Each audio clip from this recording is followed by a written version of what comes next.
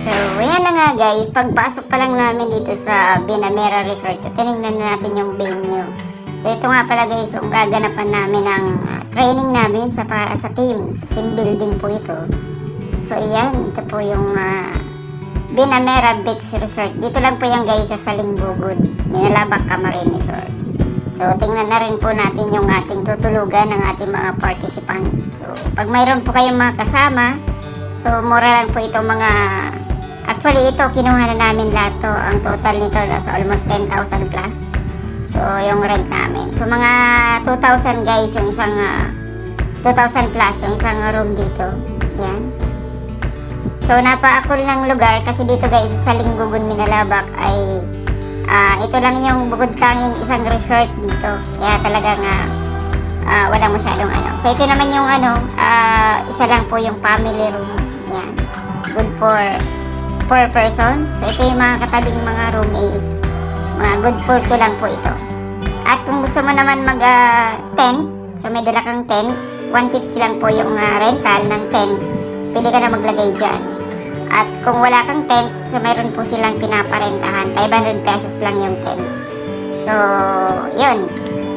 Wala naman lamok at wala naman ahas. So, napakaganda ng dagat.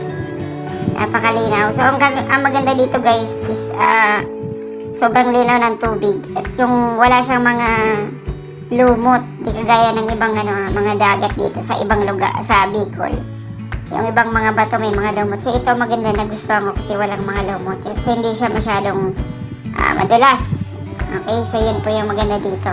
And mas maganda pala guys mag-swimming dito pag morning, mga around 8 AM to 9 PM hanggang 10. Kasi yung tubig hanggang dito yan sa may yung kulay white na yun, nakikita yung mga bato na yan hanggang dyan. Kasi pagka hapon na, syempre, low tide na siya. So, nandun na sa dulo. Kaya, yan, ito yung itsura ng dagat dito ngayon. Yan. So, napakalakas ng negative ion, napakalino ng tubig.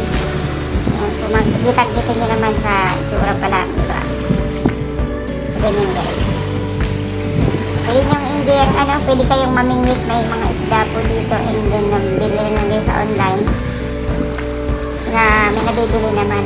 Pwede ka mamingwit. Actually sabi nung may-ari, isang araw lang, may mga namimingwit dito at dami nilang nahuling isda.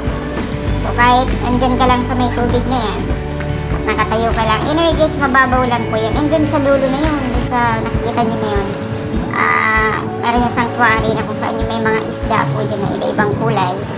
And bawal dyan manghuli ng isda. Pero, pwede ka pumunta dyan, pwede mong pakainin ng kung tinapay, mga ganun ba, parang kagaya sa ibang lugar. Yan, so, napakalinaw ng tubig, kitang-kita nyo naman, and sarap maligo ngayong summer. So, kung kayo ay naghahanap ng isang pwedeng puntahan, so pwede nyo i-consider itong beach na to, napakaganda. So, meron din silang mga mga bahay sa taas, nilagay nila sa may kahoy. Yan. So, yun yung mga cottage nila. So, mura lang yung cottage nila compare sa ibang beach resort dito sa Minalabak. Ayan. So, let's go. Puntahan pa natin yung ibang lugar. So, maganda naman yung CR nila. So, ito yung isa rin sa mga gazebo nila. Ayan. So, dun naman guys, sa may part na yun, Bagulataw na yun. So, dito na may Salingbugod. So, pag pupunta kayo ng part na yan, parang singit lang yun eh. Pag sa right, punta ka Bagulataw. Pag sa left, is dito yan sa Binamera Resort sa Salingbugod. So, meron ditong parang tree house. Yan. So, pwede nyong rentahan yan. Yan. So, napakagandang lugar. And walang lamok, syempre, pag matutulog ka dito.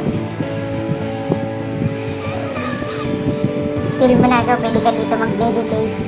Ayan. And, take note guys, pag pupunta pala kayo dito, kailangan meron kayong dalang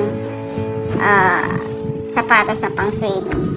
Pang protection sa, syempre, sa mga nilalang sa dagat. Yun na guys, tigay na, bagay guys.